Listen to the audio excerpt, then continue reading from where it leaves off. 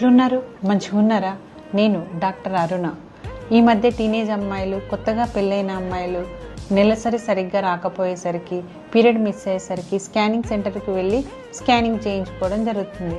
అందులో నీటి బుగ్గలు ఉన్నాయనగానే పెద్ద సమస్య వచ్చినట్టు టెన్షన్ తీసుకోవడం జరుగుతుంది. మెరిసేదంతా బంగారం కాదు కదా, తెల్లనివన్నీ పాలు కాదు కదమ్మా. అలానే నీటి బుగ్గలనంత మాత్రాన PCOS వచ్చినట్టు కాదు. మీకు అయినా కూడా టెన్షన్గా అనిపిస్తే మీ దగ్గరలో ఉన్న డాక్టర్ని, గైనకాలజిస్ట్ని సంప్రదిస్తే మంచిది. PCOS అంటే ఏంటి? PCOS అనేది 3 ముఖ్యమైన లక్షణాలు కలిగి ఉంటుంది.